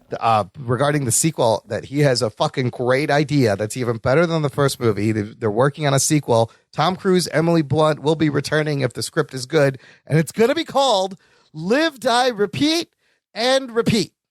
That's a terrible title. That's going to be the name of this. And he's like, I'm not changing it this time. He just wants to put out a movie that's called Live, Die, Repeat, and Repeat. They should have called it Live, Die, Rinse, and Repeat. Rinse and Repeat. What did you guys think of the aliens? They were like a mix of Transformers and the aliens from Avengers, where like the mothership kills the Ultron squid-like, or the Avengers squid-like things. Or even this is like the hive mind or whatever. It even reminded me, Rugboy will get this, of Legion from Gamera 2. Oh, right. Godzilla fucking reference. Gamera, actually. Right. Oh, sorry, Gamera. But The what did other you guys think of the alien? Because a big part of the movie is the alien design. I kind of like the design. I like how they pulsated. I like how fast they were. They were kind of threatening and menacing. Wasn't expecting what they looked like to yes, what they the were. tentacly metal organic techno vibe. And like the orange ones, I like how there was different ones. Like the orange ones with the scouts and the alphas at a head. And they're frightening. I didn't find anything to be terribly inventive, to be honest with you. I was like, the mechs look like something out of the Matrix. The bad guys looks like something out of the Matrix. Yeah. Like the squids. Yeah. Oh, yeah. And it just was very Matrix-y in its design. Compliments to Jeff Darrow, who pioneered that shit. Yeah. The mech suits were a big thing in Alien, and they were using it on that fucking Elysium movie with Matt Damon. Yeah. So that was like, that was a lot of stuff was like, it's been seen before. Well, apparently these suits they're based off of like real military exosuits that they're kind of working on also. Right. So I'm just saying there's nothing really like new here. Like they tried to make the aliens new, but they seem to me very reminiscent of the squids. I didn't mind him honestly cribbing from Starship Troopers, Aliens, Matrix, all these things. I think he mixes it up well in his recipe. And it's not derivative. It doesn't come across derivative. It doesn't really matter what the aliens look like to be. Right. I mean, it'd be cool if they were like more memorable. Yeah. Like if you asked me to sit there and sketch one out, I couldn't. Like, but that's not the point, kind of the whole thing. There's nothing. Yeah, it's just they're amorphous. Yeah. They're like boogers that attack you. Anthony, what'd you think? I thought they were fine. I wasn't like blown away, and it's not something I necessarily was going, man, that's a crazy awesome design. It was fine. I thought it was an interesting idea of, instead of creating some sort of living creature that we're all used to, it was more of a hive mechanical sort of thing. Yeah, techno-organic thing. Yeah. So I thought that was fine. Which makes sense, Yeah, it does make sense.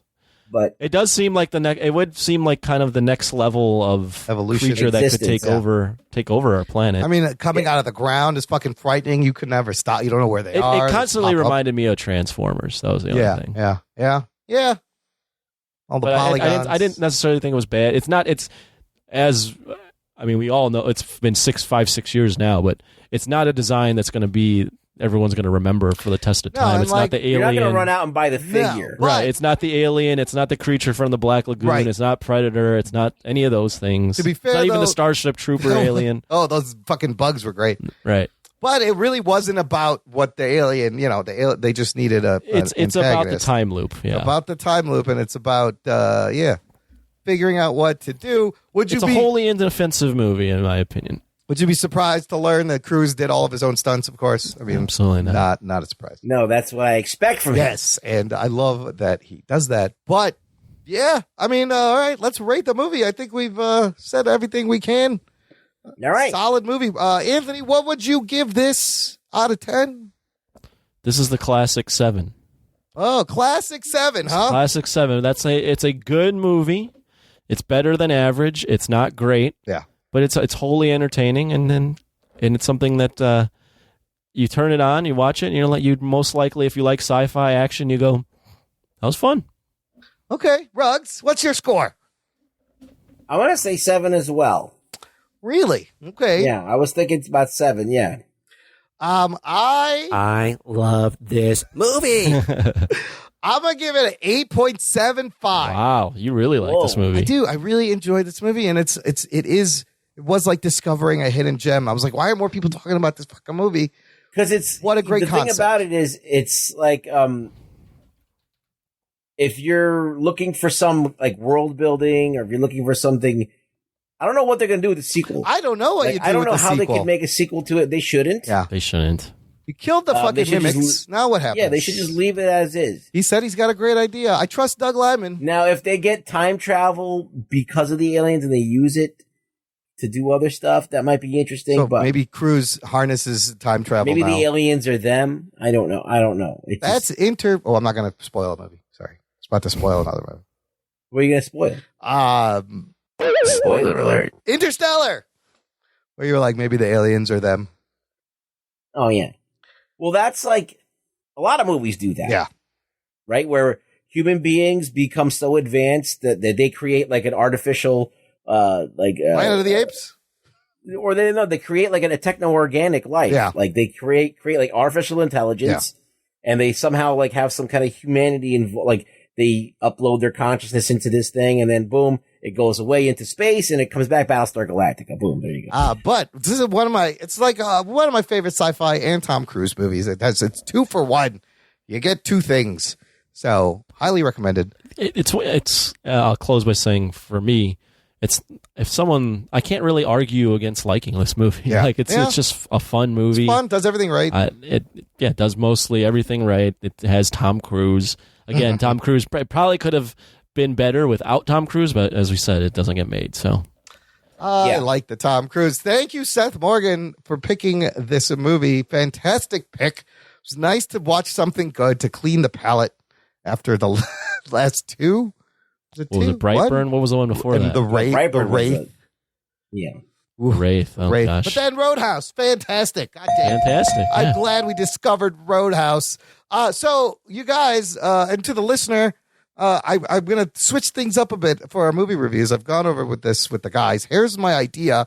Also, another idea given to us by Seth Morgan is... Do we come up with anything original? No, we don't. Okay. Which is why you have a podcast. Everyone gives you ideas, you do it. They supply, we execute. Jock and Nerd. That's how Jock and Nerd works. Quantity over quality. Seth Morgan suggested we pick movies for each other. Oh, shit. And I thought that's not a bad idea. Criteria being picking a movie that you think maybe is underrated, that people don't know about, that maybe you guys haven't seen, to expose you guys to great movies you think people should watch. What do you think? Good idea? Sure. Yeah, why not? Okay, so we're going to take a little detour for the next few weeks as we do these movie reviews. I've already picked the movie. I'm going to go first. So let's just announce next week's movie here. Since I'll let you guys think about it, so you have some time to think about it. What are we going to think about? Our picks. Your picks, yes. Yeah. So my movie is, if you've been an observant listener for the past however long, you may have figured it out. The movie is True Romance. I knew it. I knew you knew. You knew it. I don't even need to watch it. I knew you. Watch it again. It's from, what year is it from? Directed by the late 1993. 1993. Directed by the late Tony Scott, starring Christian Slater, Patricia Arquette. Written by Quentin Tarantino, and a cast from the 90s you will not believe. It is and it's not True Lies with Arnold Schwarzenegger, not to be confused with True Lies. But this is a movie that means a lot to me. Watch this when I was... Doggy Daddy. Yeah, there you go. Well, let me know where I can watch it. Yes, I will. You have not seen this movie, Anthony, right? I have not. All right. I can't wait to... You will not like this movie. Oh, I can't wait. Really? Fuck. Come on. This is a fucking badass movie. True Romance next week, you guys. Thanks, Seth Morgan. True Lies? Not True Lies. True Romance. We can review that one, too, later. I love True Lies, but True Romance. Let's get to the news from the nation. It's time for news from the nation. It's time for news from the nation.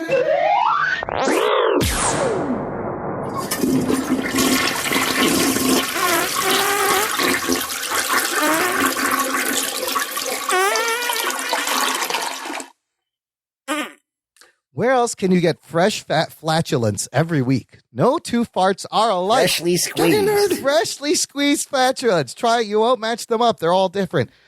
This is the segment where I get some quotes from our Facebook group, Jock and Nerd Nation. Last week we did Brightburn Patreon movie review sponsored by Daryl K. And he commented on the episode to follow up on the review of Brightburn. He asked, did anyone else get the impression that the kid was actually a demon rather than an alien? By the way, no. By the way, my score for the movie was 2.5. I didn't really see the demon aspect either, Anthony. I mean, they're trying to hint at him having evil with the red, but he's not necessarily a demon, I don't think. Evil activated by a weird spaceship. I could see where he might be getting that, but yeah, I mean, it's more alien. I mean, he did seem possessed, so I guess... Yeah, there's a possession maybe, but I don't know if it's a demonic possession. He seemed to be written as if he was half-baked. Yeah, yes. Poorly. Let's go. Yes, very poorly. Brian Goff checking in saying, hey, Imran, sorry to be that guy, but you said Colin Farrell will be playing Riddler in the new film. It's Paul Dano playing him. I caught that when you said it, and I just let you... I went away from you to, what made you say Colin Farrell? He's playing the Riddler. I mean, the Penguin. No. He did it again. Wait, what? Paul Dano's playing Riddler. Colin Farrell is Paul playing Dano. the Penguin. Penguin, okay. So then he also adds, when you were going over last week's fuck-ups, I really felt the need to pile on. I guess this is a game now? It's fun. All I have to do to get people to write in is just say shit wrong. Listen, I can correct him, but I just like it better when you guys yell at him later. You know what? I will continue to not research as much, so I just say I have things a little wrong. pride chuckle to myself when I do pride myself in knowing shit, but sometimes words come out before I fucking sort them out in my head. What are you gonna do? Fuck off. David Zika asks, are Lock and Key and The Witcher good, or do they just have good premises? I watched all of The Witcher and only one episode of Lock and Key left, and I feel like they could have been a lot better with a little more planning. I agree with that. Having watched both, I kind of like Lock and Key. I enjoyed that better than The Witcher. I didn't watch all of Lock and Key yet, but as I said, I thought The Witcher had promise, and it has good bones under there. It just needs to be written better. The Witcher's going to take several seasons to like be good, I think. Whereas Lock and Key, the first season was really fun fantasy. I thought that first episode was really, really slow moving. The show can be a little bit slow, but you just it has great cliffhanger endings, and they do a good job of hooking you at the end. Lock and Key is on Netflix? It's on Netflix and making you watch the next episode. But The Witcher's... There's a new show on Netflix called I'm Not Cool With This or something. Oh, yes. There's a trailer. It's like a girl with powers. Yeah, I saw that trailer. The Witcher's got a lot more boobs.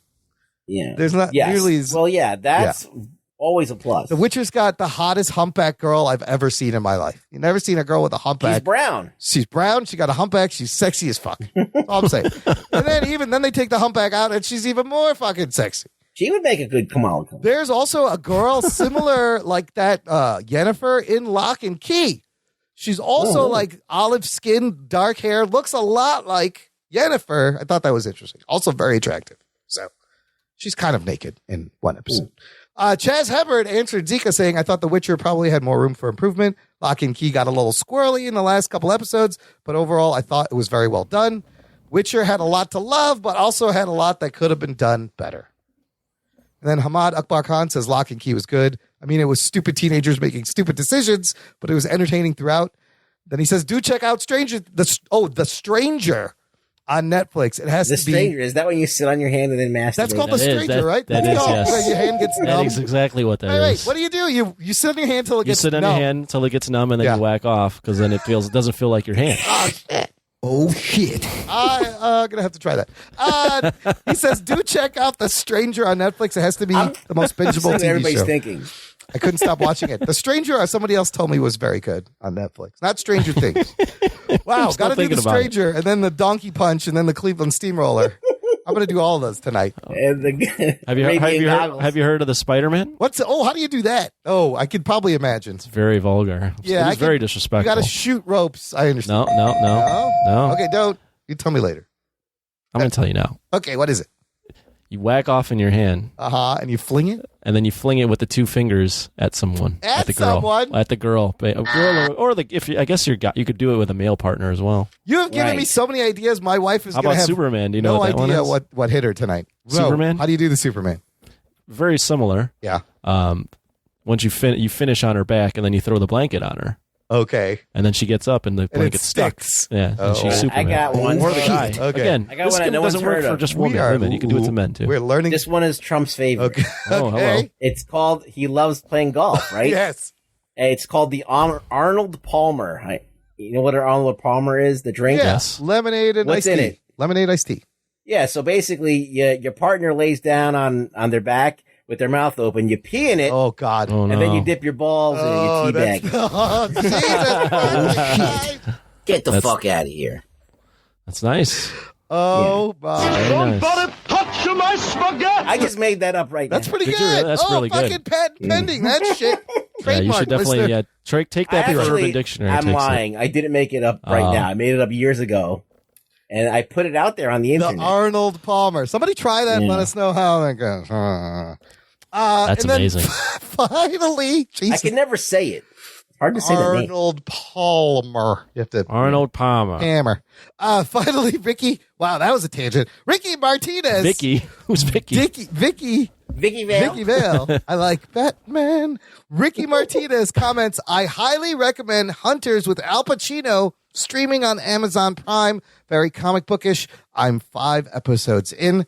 I, listener, am 7 episodes in on Hunters. It's pretty fucking crazy. I would definitely say I will watch. Check it out. This is like a blaxploitation movie plus Inglourious Bastards plus like Schindler's List.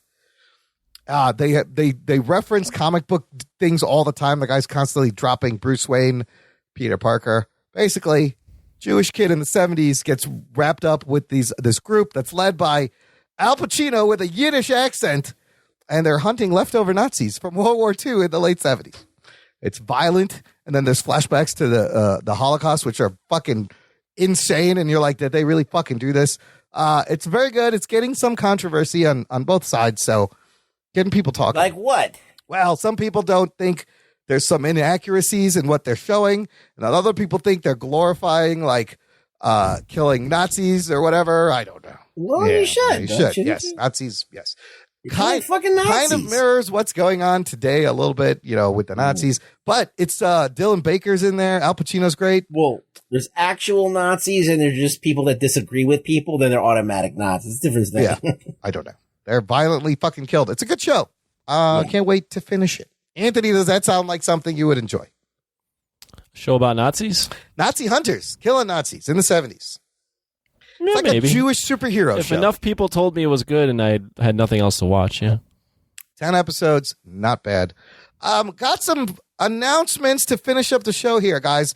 When the show posts will be the last day of C2E2 in Chicago, the biggest Comic-Con in the city of the year, which we will be at. Hopefully, I will have done stuff and recorded some shit, and we'll have a package for you in the coming weeks or a whole episode. You'll definitely hear some audio.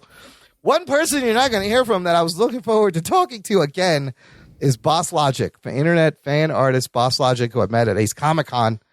And the other day he posted on his Instagram a picture of a suitcase, and he's like, headed to the airport, can't wait to come to the States, go do all these cons. And then just yesterday, I see he posts this. He says, had to delete my initial post. I'm on 30 plus hours of no sleep, and I'm so frustrated and upset at the same time. I feel like I've let so many down by things that could have been avoided. I got turned back from entering the States, so I'm flying back the same day I got here. Oh, shit. And then he says, I'm sorry to all my fans, the conventions, planning awesome collectibles. I'm grateful, trying to spin negative into positive energy. They're trying to correct this. I'll see everyone in a few weeks, if not the worst case scenario, at San Diego Comic-Con. This is fucking crazy. And then Blake Braden found the original post that he said had to delete my initial post. This post gets a little more interesting. He says, sadly, I'm reporting that I'm sitting here on a plane on the way back home to Melbourne. He lives in Melbourne, Australia. TSA saw that I'm a guest at these cons, and they said guests get paid. So technically, my visa does not allow that. I told them I do these on accommodation and flights alone. They said they can't take my word. So they kicked me out, canceled my current visa, and they said we were about to ban you from the States for 5 years. Oh, shit. I sat in airport jail for 13 hours, cell phone taken, and not allowed to contact anyone until 10 hours in. Everyone treats you like you're a criminal while the TSA staff sit there and laugh amongst each other. And so then they sent him back on a plane. So, I think it's 15 hours to fucking Melbourne, Australia. Yeah, it's pretty long. This is so fucking ridiculous and fucked up, and I feel really bad for the guy. And it's tough. Hate to see it. Yeah, even with I thought it was coronavirus shit initially, but even with that, he got on a fucking plane to come here, only to be fucking turned around and sent back. So, sorry, Boss Logic. Hopefully you make it back into San Diego Comic-Con with the proper visa. Can he fix that? Can he just do some paperwork and get in? It does sound like he needed some extra paperwork. So, but don't know how easy it is. But last year he was at the cons and made it in fine. I wonder if they're getting a little tighter now, or they're looking closer at everybody. I don't know if he's trading. If he's technically not making money, he's doing it for accommodation and flight. Is that? I don't know. Maybe he shouldn't have told him. I guess they figured it out. You really think he's not doing it for any money? No, he's doing it to get paid, but I don't know.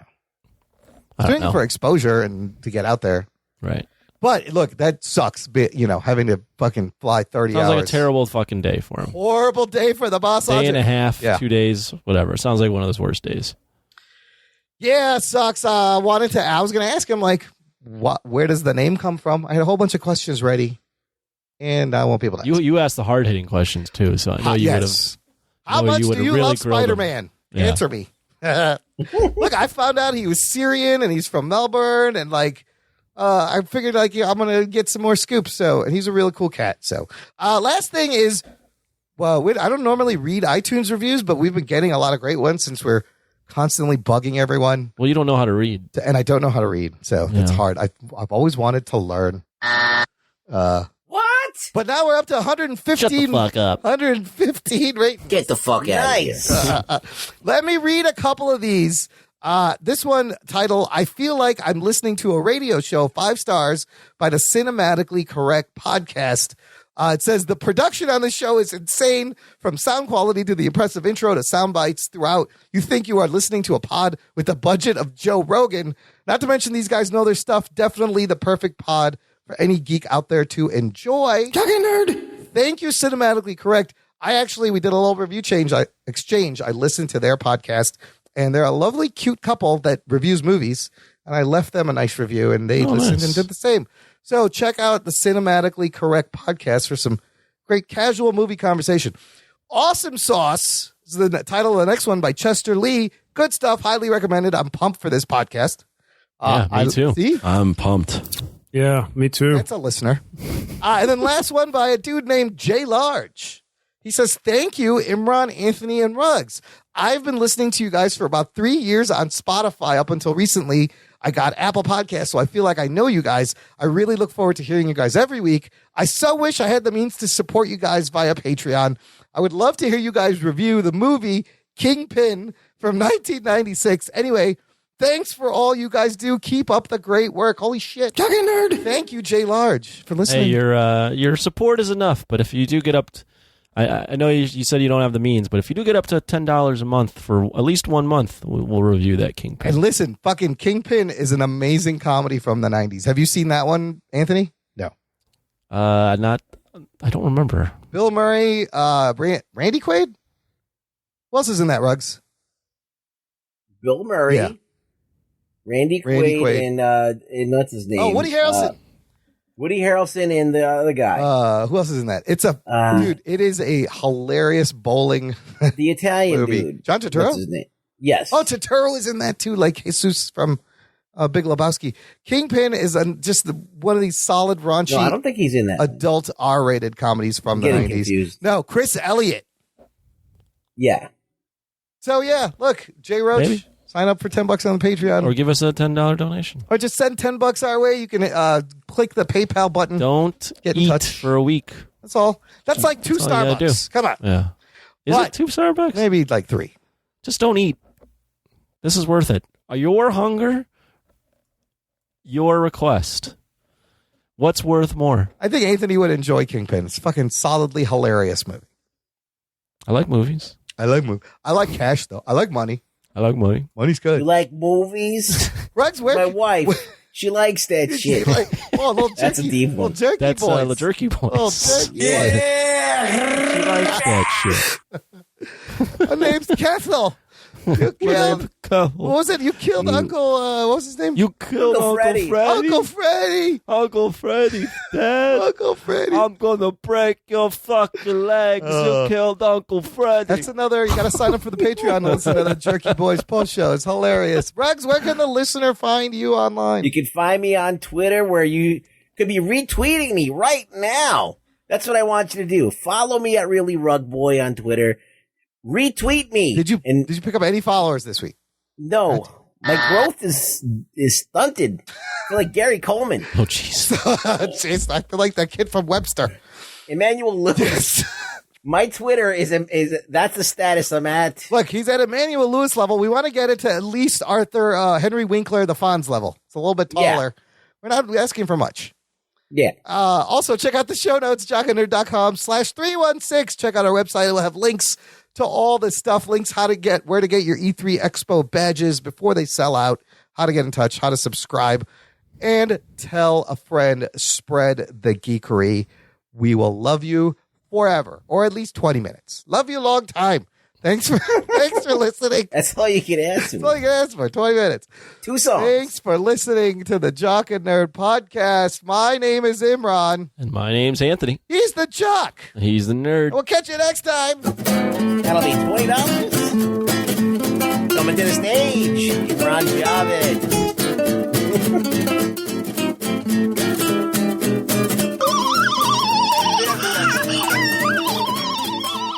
What is that going Make on? sure you tip your bartenders. Jock and Nerd. So strange.